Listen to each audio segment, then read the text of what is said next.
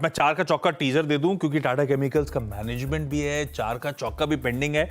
समय दे रहा हूं, जब तक सस्ता ऑप्शन मानस आप रेडी रखना, एफएनओ सुपरस्टार सचिन आप रेडी रखना, चार्ट का चमत्कार चंद, सब सिमिलर लोगों को होमवर्क कराए जा रहे हो प्रोड्यूसर साहब, क्या हो गया यार।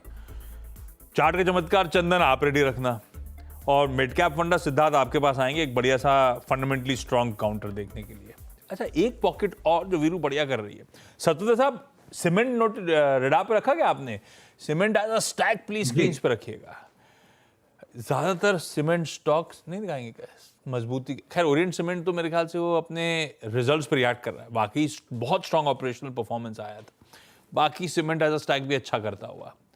सत्यदेव साहब मूड को किसी कैश के स्टॉक से, अल्ट्राटेक, जैसा भी आपको पसंद हो, कोई सीमेंट में प्रिफर्ड आइडिया समझ आ रहा है, या फिर अल्ट्राटेक को मैप करके समझ लेते हैं मूड कैसा है?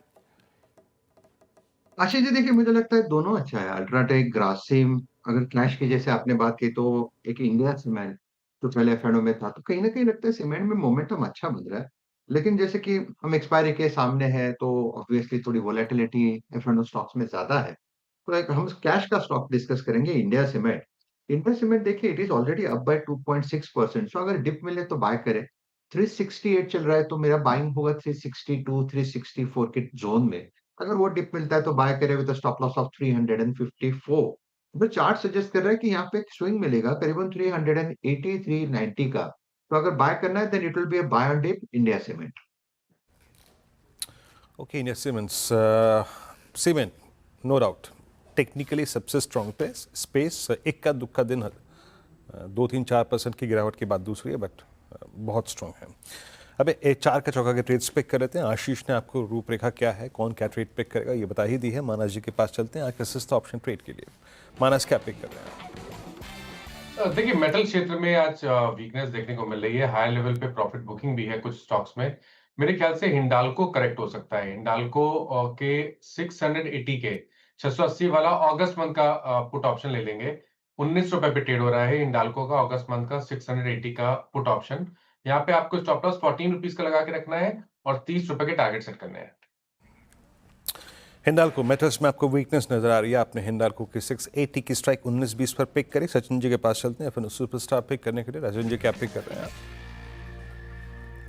अविंदर जी, डिक्सन के बाद मुझे लग रहा है यहाँ पर rub off effect amber enterprises में नजर आ रहा है। एक अच्छी कंट्रोल्ड करेक्शन यहाँ पर नजर आई थी। अपने शॉर्ट टर्म एवरेजेस को रिस्पेक्ट दिया है इसने।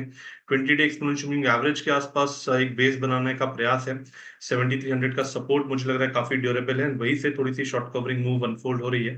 तो यहाँ पर एम्बर के फ्यूचर्स में खरीदारी करने की सलाह होगी। स्टॉप लॉस आपको 7330 पे लगाना है। पहला टारगेट होगा अराउंड 7500 का, सेकंड टारगेट होगा अराउंड 7610 का। ओके, डिक्सन के बाद अंबर एंटरप्राइजेस भी रडार पे रखिए। खरीदारी करने का मन सचिन का। चार्ट का चमत्कार चंदन के पास। चंदन कौन सा?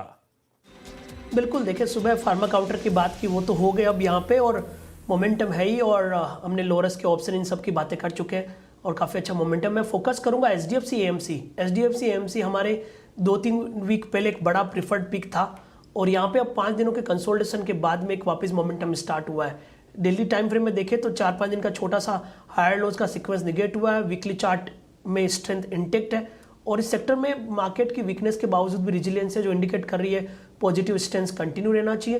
तो 5540 के सपोर्ट से एचडीएफसी एएमसी पे खरीदारी की सलाह रखेंगे। ऊपर में लगभग 5820 तक के टारगेट भी यहाँ पे आपको बनने चाहिए। ओके, मिड कैप फंडा सिद्धार्थ, आपका सबसे preferred fundamentally strong mid cap stock कौन सा है? लास्ट टाइम हम आए थे तो हमने सीमेंट स्टॉक के ऊपर बात की थी, वो तो अच्छे चले हैं। लेकिन मैं बैंकिंग के बारे में कह रहा था कि जैसे किस तरह से प्रोविजंस बड़े हैं बैंकिंग स्पेस में, ग्रोथ रेट कम आई है। लेकिन एक मिड कैप स्टॉक है जो हम काफी बुलिश है अभी भी, करूर वैश्य बैंक। यहाँ पे हमने देखा है कि बैड डेट्स यानी कि ग्रॉस एनपीए और एनपीए में कोई इजाफा नहीं हुआ है। 0.7%, 0.2%, 15% क्रेडिट ऑफटेक अभी भी इसका हो रहा है। तो इसका जो रैम पोर्टफोलियो है विच इज रिटेल, एग्री और एमएसएमई, वो काफी अच्छा ग्रो कर रहा है। तो मुझे लगता है कि अच्छी एसेट क्वालिटी, अच्छी ग्रोथ आज की डेट में काफी कम बैंक्स बता पा रही है। तो ये मिड कैप का आईसीआईसीआई बैंक जैसा स्टॉक है जिसकी एसेट क्वालिटी भी अच्छी है और ग्रोथ भी अच्छी है। 310 का हमारा एक लॉन्ग टर्म टारगेट है, तो price to adjusted book value के आसपास 1.6 के आसपास है, तो महंगा नहीं है और यहाँ से अच्छा खासा अपसाइड है। तो निवेशक जो लॉन्ग टर्म इन्वेस्टमेंट के बारे में सोचते हैं वो इस स्टॉक को बाय कर सकते हैं। करूर वैश्य बैंक ये लॉन्ग टर्म के लिहाज से सिद्धार्थ और उनकी टीम को आ रहा है पसंद।